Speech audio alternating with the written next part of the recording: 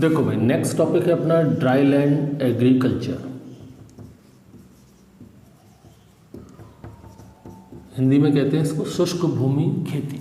ठीक है, dry land agriculture क्या समझते हो आप ड्राई लैंड एग्रीकल्चर से? पहले तो ये बताओ होता क्या है ड्राई लैंड एग्रीकल्चर। देखो, खेती करने के लिए ज़रूरत पड़ती है पानी की। बिना पानी के खेती नहीं होती।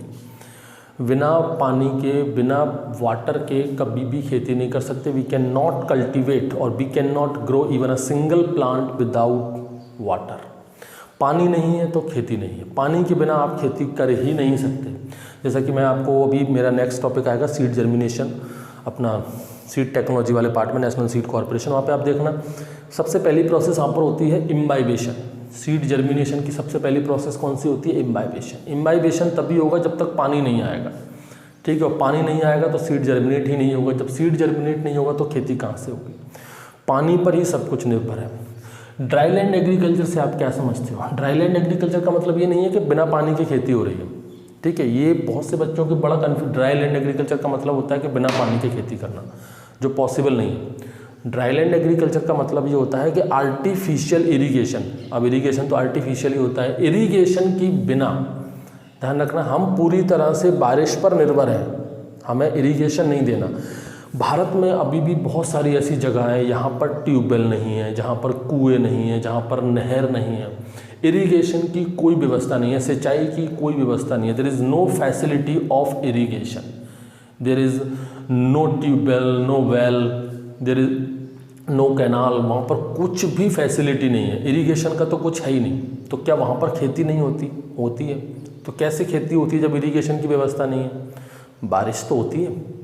जहाँ इरिगेशन नहीं है, जहाँ कुएँ नहीं है, जहाँ पर आपके नदी नहीं है, जहाँ पर कैनाल नहीं है, जहाँ पर ट्यूबवेल नहीं है, तो क्या वहाँ खेती नहीं होगी? खेती वहाँ पर भी होती है। बस फ़र्क इतना है कि वहाँ पर हम पूरी तरह से टोटली किस पर डिपेंड होते हैं? रेनफॉल पर। तो ऐसी जगहों पर जो खेती, जहाँ पर हम पूरी तरह से, where we totally depend on the rainfall, that is called as dry land agriculture. ऐसी जगह जहाँ पर खेती पूरी तरह से बारिश पर निर्भर हो, उसी को ड्राई लैंड एग्रीकल्चर कहा जाता है। तो अपने दिमाग से ये कन्फ्यूज़न निकाल देना। बहुत से बच्चे सोचते हैं ड्राई लैंड एग्रीकल्चर का मतलब बिना पानी के खेती करना। भाई पानी तो चाहिए, बिना पानी के खेती नहीं होती। यहाँ पर बात हो रही है सोर्स ऑफ वाटर, कि आपका सोर्स क्या है। यहाँ पर हम इरिगेशन नहीं देते। ड्राई लैंड एग्रीकल्चर में क्या होता है, सॉरी क्या हो गया भाई, ड्राई लैंड एग्रीकल्चर में क्या होता है, हम लोग,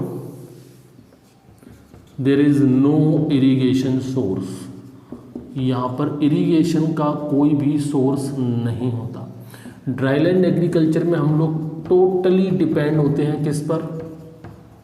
रेनफॉल पर। We totally depend on the rainfall.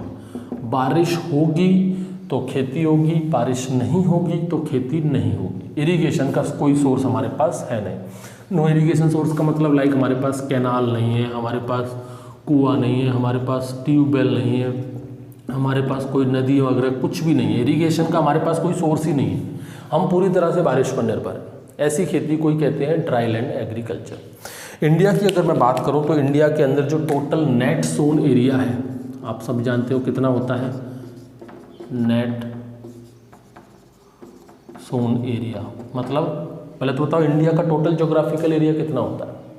Total geographical area होता है 329 मिलियन हेक्टेयर। ये तो पता है, ये इंडिया का टोटल ज्योग्राफिकल एरिया है। अब इस 329 मिलियन हेक्टेयर एरिया में से नेट सोन एरिया मतलब कितने एरिया में हम खेती करते हैं, वो कितना है? वो है 142 मिलियन हेक्टेयर। ये भी हम जानते हैं। ठीक है, फर्स्ट लेक्चर में मैंने आपको सारी चीज़ें बता दी थी कि टोटल एरिया इंडिया का कितना है? 329 मिलियन हेक्टेयर है। इस 329 मिलियन हेक्टेयर में से 142 मिलियन हेक्टेयर एरिया में ही खेती होती है, जिसे हम कहते हैं नेट सोन एरिया। मतलब इतने एरिया में हम लोग बुवाई करते हैं हर साल। तो ये हमारा 142 मिलियन हेक्टेयर एरिया क्या है? Net sown area. इस 142 में से 95 मिलियन हेक्टेयर एरिया पर हमारे पास कोई इरिगेशन का सोर्स ही नहीं है। मतलब इस 95 मिलियन हेक्टेयर एरिया में हम लोग ड्राई लैंड एग्रीकल्चर से खेती करते हैं। मतलब बिना इरिगेशन के मदद से पूरी तरह से बारिश पर निर्भर वाली खेती करते हैं। यहाँ पर 95, सोचो 50% से भी ज़्यादा है। ये लगभग आपका 67% हो जाएगा। यानी कि सोचो अगर इतना हमारे पास अगर इरिगेशन की फैसिलिटी हो, इतना एरिया तो ऐसा है यहाँ पर हम पूरी तरह से बारिश पर ही निर्भर है, इरिगेशन की कोई व्यवस्था ही नहीं है। अगर यहाँ पर भी इरिगेशन की प्रॉपर फैसिलिटी हो तो हम टाइम पर पानी दे सकेंगे, सब कुछ टाइम पर हो सकेगा, तो कितना प्रोडक्शन हम अभी और इंक्रीज़ कर सकते हैं। यानी इरिगेशन की फैसिलिटी नहीं है इतने एरिया में, 95 मिलियन हेक्टेयर एरिया में, ये पूरा एरिया जो है वो बारिश पर ही निर्भर है, पूरा एरिया। इस 95 मिलियन हेक्टेयर में जितनी भी खेती हम करते हैं वो सब कैसी है, dry land agriculture, totally depend on the rainfall. Clear. India के अंदर जो टोटल प्रोडक्शन होता है ना, टोटल फूड ग्रेन प्रोडक्शन, उसमें क्या योगदान है भैया, total food grain production, India का जो टोटल फूड ग्रेन प्रोडक्शन है उसमें इस ड्राईलैंड एग्रीकल्चर का 42% योगदान है, 42% प्रोडक्शन है। मतलब अगर मान लो हमारे इंडिया में 100 कुंटल अनाज का प्रोडक्शन हुआ, 100 कुंटल खाद्य पदार्थ का उत्पादन हुआ है, फूड ग्रेन प्रोडक्शन हुआ है, तो उसमें से 42 कुंटल तो सिर्फ ड्राईलैंड एग्रीकल्चर ही करके देता है। तो इसका बहुत इंपॉर्टेंट है ड्राईलैंड एग्रीकल्चर का, क्वेश्चन भी यहाँ से बहुत सारे बनते हैं। ठीक है, यहाँ पर क्रॉप की अगर हम बात करें, जैसे कि जितनी भी कोर्स सीरियल्स क्रॉप है, मोटे अनाज वाली जो क्रॉप है, जितनी भी कोर्स सीरियल क्रॉप है उनका 91% प्रोडक्शन, कितना, 91, बहुत होता है। जितनी भी कोर्स सीरियल्स क्रॉप है उनका 91% प्रोडक्शन जो है वो ड्राईलैंड एग्रीकल्चर से होता है। ठीक है, जितनी भी पल्सेस हैं, दाल हैं, पल्सेस में बेसिकली यहाँ पर हम बात कर रहे हैं अरहर की और ग्राम की, चने की और अरहर की, इन दोनों की बात कर रहे हैं। ठीक है, जितनी भी अपनी इन दोनों की बात करें, पल्सेस हैं, इनका भी लगभग 91% प्रोडक्शन ड्राईलैंड एग्रीकल्चर में ही होता है। इसके अलावा हम ऑयल सीड की बात कर लो, हमारा ऑयल सीड में जितना प्रोडक्शन होता है उसका 80% प्रोडक्शन ड्राईलैंड एग्रीकल्चर से होता है। इसके अलावा कॉटन की बात कर लो, जितना भी कॉटन प्रोडक्शन इंडिया के अंदर होता है उसका 65% कॉटन प्रोडक्शन ड्राईलैंड एग्रीकल्चर से होता है। राइस की बात करो, राइस तो अपनी रेन फेड फार्मिंग में ही होती है भाई, इतना इरीगेशन कौन देता है राइस में, इतना सारा पानी लगता है धान की खेती करने में, पैडी कल्टीवेशन में, तो वो इरीगेशन का सोर्स तो बहुत कम, वो ये राइस की खेती भी अपनी बारिश पर ही होती है। इंडिया के अंदर जो 50% खेती होती है चावल की, वो ड्राईलैंड एग्रीकल्चर में ही होती है। सबसे कम इसका जो है वो है वीट का, केवल 19%। अब वीट की समस्या यही है कि वीट को इरिगेशन चाहिए बिना, अब चूँकि वीट जो है वो रबी सीजन में होता है, रबी सीजन में इतनी बारिश होती नहीं है। ठीक है, वो वीट जो है अपना केवल रबी सीजन में ही कर सकते हैं और इसको एक सिस्टमेटिक तरीके से इरिगेशन चाहिए। ठीक है, इसलिए ये वीट जो है वो इरीगेटेड क्रॉप है बहुत ज़्यादा, केवल वीट ही 19%, केवल सबसे कम जो है प्रोडक्शन इस ड्राईलैंड एग्रीकल्चर में वीट का ही है, ये सबसे ज़्यादा कवर करता है अपना इरीगेटेड। ठीक, तो ये डाटा भी आप लोग याद रख लेना। क्लियर हुआ। अब देखो ये जो ड्राईलैंड एग्रीकल्चर है, जैसा कि मैंने कहा ये पूरी तरह से किस पर डिपेंड है, रेनफॉल पर। तो बताओ क्या इंडिया के अंदर एक जैसी रेनफॉल होती है, क्या इंडिया के अंदर एक जैसी बारिश होती है? बारिश पर भी अलग अलग होती है भाई, कहीं पर बारिश बहुत कम होती है, कहीं पर बारिश मीडियम हो जाती है, कहीं पर बारिश बहुत हाई होती है, हैवी होती है, बहुत ज़्यादा बारिश होती है। अलग अलग रीजन है भाई, हमारा जो इंडिया का जोग्राफिक एरिया है वो बहुत ही डिफरेंट है, बहुत वेरिएशन है उसमें, कहीं पर बहुत ज़्यादा बारिश, कहीं पर सूखा पड़ गया, कहीं पर मीडियम बारिश। तो जब ड्राईलैंड एग्रीकल्चर किस पर डिपेंड है, अमाउंट ऑफ रेनफॉल पर, और amount of rainfall he different है, तो इसका मतलब ड्राईलैंड एग्रीकल्चर भी डिफरेंट होगा। तो कितनी बारिश हुई उस आधार पर ये ड्राईलैंड एग्रीकल्चर 3 टाइप का होता है। There is 3 type of dryland agriculture on the basis of total amount of rainfall received. कितनी बारिश होती है उस आधार पर ये ड्राईलैंड एग्रीकल्चर कितने टाइप का होता है, 3 टाइप का। It is of 3 type. किस बेसिस पर, on the basis of amount of rainfall received. उस एरिया में जहाँ पर ड्राईलैंड एग्रीकल्चर हो रहा है वहाँ पर कितनी बारिश हुई है, उस बेसिस पर ये 3 टाइप का होता है ड्राईलैंड एग्रीकल्चर। जिसमें से सबसे पहला देखो ड्राई फार्मिंग, सबसे पहला कौन सा है, ड्राई फार्मिंग। दूसरा कौन सा है, ड्राई लैंड फार्मिंग। और तीसरा कौन सा है, rain fade farming. Most important है, यहाँ से हमेशा 1-2 क्वेश्चन आते ही आते हैं। देखो भाई, सबसे पहले देखो अपना ड्राई फार्मिंग, ये वो जगह है, भारत की वे जगह जहाँ पर 750 mm से कम बारिश होती हो। भारत की वे जगह जहाँ पर 750 mm से कम बारिश होती हो, ये एनुअल रेनफॉल है, सालाना बारिश, हर साल 750 mm से भी कम बारिश होती हो, वहाँ पर हम खेती करते हैं। कौन सी? Dry farming. मतलब यहाँ पर ऑलमोस्ट सूखा ही रहता है। 750 mm से कम बारिश, कोई बारिश होती है क्या? मतलब यहाँ पर हमेशा खेती कमी होती है। यहाँ पर सबसे ज़्यादा क्रॉप फेलियर होता है। क्रॉप फेलियर मतलब फसल जो है अपनी वो सूखे के कारण बर्बाद हो जाती है। क्यों हो जाती है? प्रोलॉन्ग्ड ड्राई स्पेल, काफ़ी लंबे समय तक बारिश नहीं होती। जब मान लो गैप हो गया, 1 महीने का गैप हो जाता है, 1 महीने तक बारिश ही नहीं हुई, तो 1 महीने तक फसल थोड़ी खड़ी रहेगी, उसको तो पानी चाहिए, वो बर्बाद हो जाती है, क्रॉप फेलियर हो जाता है। सबसे ज़्यादा क्रॉप फेलियर यहीं पर देखा जाता है।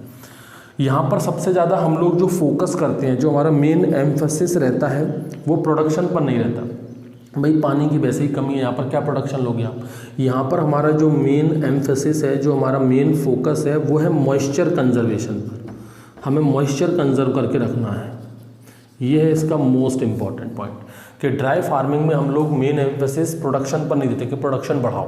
प्रोडक्शन कैसे बढ़ाओगे? पानी तो है ही नहीं। तो यहाँ पर हमारा मेन फोकस किस पर रहता है? मॉइस्चर कंजर्वेशन, नमी को संरक्षित करो। हमारी मिट्टी की नमी नहीं जानी चाहिए। नमी चलेगी तो जो थोड़ी बहुत उपज होनी है वो भी नहीं होगी। तो उपज बढ़ाने के चक्कर में मत पड़ो, उपज तो बढ़ी जाएगी, जितना मिल रहा है उतना ले लो। मॉइस्चर कंजर्वेशन को यहाँ पर मेंटेन करो, पानी की कमी ना होने पाए, जो थोड़ी बहुत नमी है मिट्टी के अंदर उसको बरकरार रखो। ठीक है, तो बहुत सारी मॉइस्चर कंजर्वेशन प्रैक्टिसेस यहाँ पर अप्लाई जाती हैं। ठीक, इसके अलावा हम बात करें यहाँ पर, तो यहाँ पर अल्टरनेट लैंड यूज सिस्टम का यूज़ किया जाता है। Alternate land use system, alternate land use system मतलब यहाँ पर ज़मीन बदलते हैं। जैसे एक ज़मीन में खेती कर ली, पूरे पानी उसका मॉइस्चर ही खत्म हो गया, उसके बाद ज़मीन दूसरी ले ली। ठीक है, उसके बाद अगले साल फिर उस ज़मीन पर आ गए। इस तरह से अल्टरनेट लैंड यूज सिस्टम का हम यूज़ करते हैं इस ड्राई फार्मिंग के अंदर। यहाँ पर जो भी हम फसल लें, अब आप खुद अपने दिमाग से सोचो कि जो फसल हम लें उसका ड्यूरेशन क्या होना चाहिए। लॉन्ग ड्यूरेशन की फसल होनी चाहिए, लॉन्ग ड्यूरेशन क्रॉप होनी चाहिए, या शॉर्ट ड्यूरेशन क्रॉप होनी चाहिए। ऑब्वियसली जितनी ज़्यादा लंबी ड्यूरेशन वाली फसल होगी, मान लो 200 दिन तक फील्ड पर रहने वाली फसल हमने ले ली कि 200 दिन के अंदर उसकी लाइफ साइकिल कंप्लीट होगी, तो 200 दिनों तक उसको पानी देगा कौन? पानी की वैसे ही कमी है। तो ड्राई फार्मिंग में हम लोग क्या करते हैं, कम से कम अवधि, यहाँ पर हम लोग देखते हैं 75 दिन से भी कम वाली जो फसलें हैं, कि भाई ऐसी फसल लगाओ जो 75 दिन से कम अंदर ही पक के तैयार हो जाए, वो फसल यहाँ पर हम लोग लगाते हैं। किसमें? ड्राई फार्मिंग में। क्लियर? अब आ जाओ dry land farming. Dry land farming वो एरिया है हमारे इंडिया के जहाँ पर रेनफॉल 750 mm से ज़्यादा हो। ठीक है, ये जो ड्राई फार्मिंग है ये अपनी एरिड रीजन में की जाती है। कहाँ पर? Arid region. एरिड रीजन कौन से? अपने जैसे राजस्थान का हो गया, जैसलमेर वगैरह, अपने साउथ में हैदराबाद वगैरह, ये सब एरिड रीजन में आते हैं। ये एरिड रीजन में की जाती है। ड्राई लैंड फार्मिंग की हम बात करें तो 750 mm से ज़्यादा जहाँ रेनफॉल होती है। अब 750 mm से कितनी ज़्यादा? भाई ज़्यादा तो बहुत हो सकती है, कितनी ज़्यादा? कोई लिमिट तो होगी, तो उसकी लिमिट है 1150 mm तक, इससे ज़्यादा नहीं। तो अगर बारिश 750 mm से लेकर 1150 mm के बीच में हो रही है तो उसे कहते हैं ड्राई लैंड फार्मिंग। ठीक है, ये जो ड्राई लैंड फार्मिंग होती है, यहाँ पर जो हम क्रॉप लेते हैं वो 200 दिन तक की ले सकते हैं, जिनका ड्यूरेशन 200 दिन तक का हो, क्योंकि बारिश भी ठीक ठाक हो रही है तो हम लॉन्ग ड्यूरेशन क्रॉप भी यहाँ पर ले सकते हैं। ये ड्राई लैंड फार्मिंग जो है वो सेमी एरिड रीजन में की जाती है, जैसे कि अपना हैदराबाद और साउथ के जो मोस्ट ऑफ द रीजन है वो एरिड और सेमी एरिड दोनों में आते हैं। तो सेमी एरिड रीजन में अपनी ड्राई लैंड फार्मिंग की जाती है। ये 3 पॉइंट आप यहाँ याद रखो। अब आ जाओ रेनफेड फार्मिंग। एक ही डाटा बचा, अगर अपनी बारिश उस जगह पर अगर एनुअल रेनफॉल 1150 mm से भी ज़्यादा हो रही है तो वो रेनफेड फार्मिंग कहलाता है। अब देखो रेनफेड फार्मिंग में अपना जो मेन एम्फेसिस रहता है, भाई अब इतनी बारिश हो रही है, समस्या यही तो है पूरे भारत में कि जहाँ बारिश की ज़रूरत है वहाँ पर बिल्कुल ही कम है, जहाँ बारिश की ज़रूरत इतनी ज़्यादा नहीं है वहाँ पर बारिश बहुत ज़्यादा है।